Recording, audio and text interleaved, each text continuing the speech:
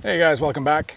Took a short hiatus there. I figured I'd come back and talk to you guys about a market segment that I'm quite familiar with, that most people aren't. At least I believe so. That would be cybersecurity. So before we get into specific stocks and ETFs, I'd like to preface with this. Since roughly 2016, the number of attacks globally have scaled, I want to say, tenfold, possibly more than that. There's new types of attacks that didn't exist before. They came into being in the mid 2010s. That is ransomware. So before that, data exfiltration, data leaks were very common types of attack, and then denial of service types. But once you found a way to monetize someone's own data, basically selling it back to the owner, which is what ransomware is, a whole new type of cybersecurity incidents started taking place, and they are more and more frequent, more and more aggressive. With that, we now have very commonly in place cybersecurity insurance, much like a vehicle insurance for when you have an accident. And we are starting to codify into law what you need to do as a business owner, operator, if you get a cybersecurity breach. More and more personally identifiable information laws are being passed. It's getting pretty hectic because a lot of them are passed at the state or provincial level. Some of them are passed in the EU, and it does impact the data as it transits and as it resides. So you might be an EU citizen, but if you're working with a company that's in, say, California, you might be bound by two types of acts that limit what your data or what the data that can be kept about you is. Anyway, it's getting very complicated on that front. All of this to try to protect people for when there is a data breach, to make sure social security numbers, credit card numbers, and all that personally identifiable information is at least protected or non-existent, ideally.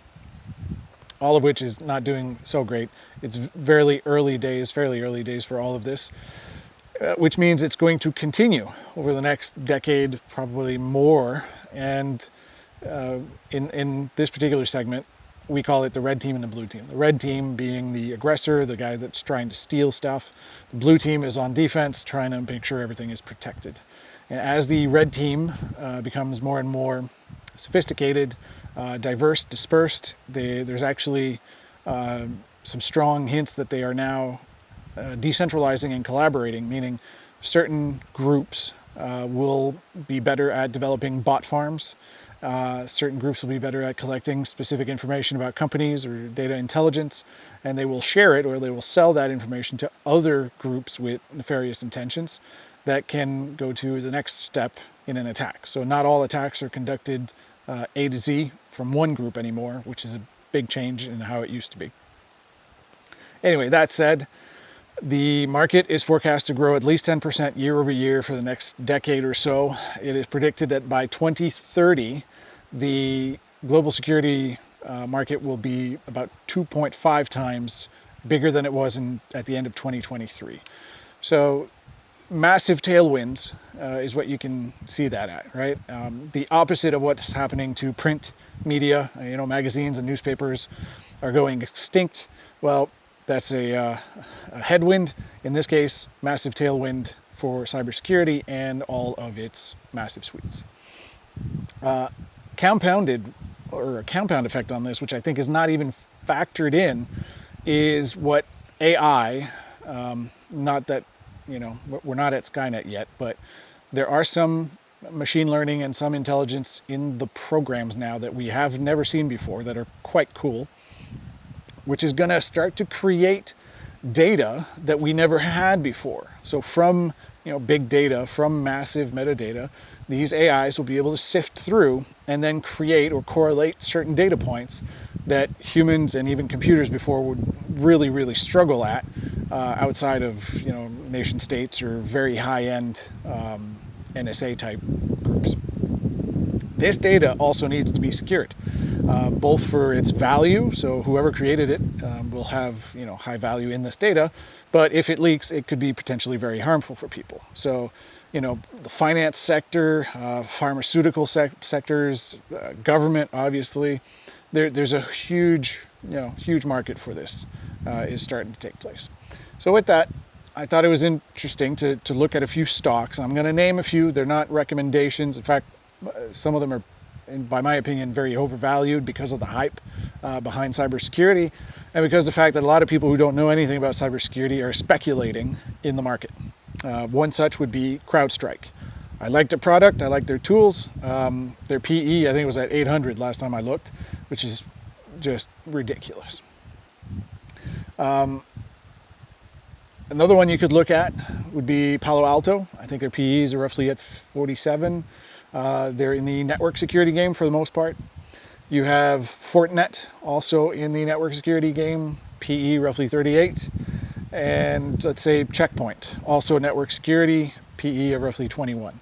And you can see here, most of the PEs in technology, as well as in cybersecurity, are going to be higher than what I would normally advocate you invest in, which is below 15.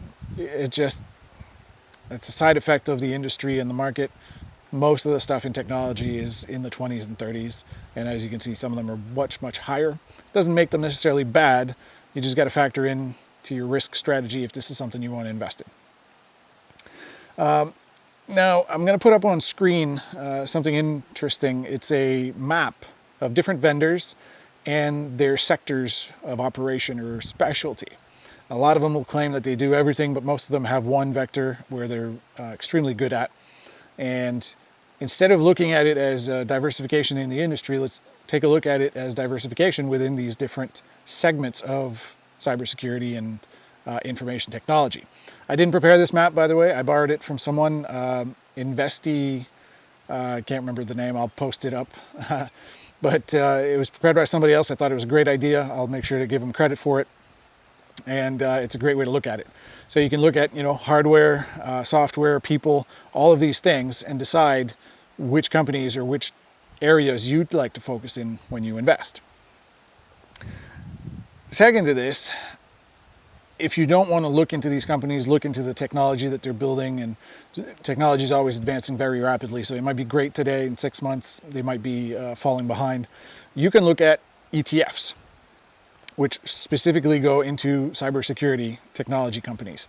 So unlike the NASDAQ, which is largely tech, broadly speaking, you can look at cybersecurity focused ETFs, which even if there are some losers in there, there's probably going to be the biggest winners out of the bunch. And it's important to note that even today, I think the largest cybersecurity providers are right around 4% of market share. So we don't quite yet have a Google in the cybersecurity space. And cybersecurity is fairly young. Computers really only came about 30 years ago, 40 years ago. In the scale that they are now, they started entering small businesses and enterprises. And we were more concerned about making them work and making all these programs work together, like basic email and stuff like that. Cybersecurity came in the decades that followed as people realized they could steal or lose information. So it's a fairly young market. I would say 20, 25 years of age. So, if you want to talk about getting in early, it's still early in cybersecurity. And since the giant hasn't been really determined yet, it may well be Google. But remember, that's not really Google's primary market right now. They make their money by selling ads, right? Same thing with Amazon. All of these guys, they have a presence in cybersecurity, but it's not their primary mission statement. So they may not come out as the cybersecurity unicorn, if you will. But these ETFs, you have WCBR, which is a small, low-cost ETF, one of my favorites. I think there's 22 companies in there, might be 26. There's iHack, IHAK. There's also Bug that you could look at, which are grouping a bunch of cybersecurity companies, many of whom are doing different things in the cybersecurity space. So you can get the best of all of these. Yes, for sure, there's going to be some losers, but there's going to be the winners are probably going to be part of these ETFs, far outweighing whatever's going to happen. And we're probably entering the space where massive acquisitions are going to take place now, much like Microsoft did in the 90s, just before they were broken up as a monopoly. I don't know if anybody's old enough to really remember that, but it's probably going to start taking place in the cybersecurity sector. We already kind of see it, especially with the small guys. People go in and they want to buy the intellectual property, so they'll acquire the business. They want to buy the cash flow of that business, and they do acquisitions quite rapidly. So there you have it. easy way to enter cybersecurity space and edge your bets, because I think it's a very good industry looking forward. Go for the ETFs. If you want to have some fun and learn, but take your time, because some of this is fairly complex. There's going to be a lot of terminology you might not know at the beginning. Take a look at the map that we posted up and choose your space where you'd like to operate. Anyway, please like and subscribe. Thanks for watching.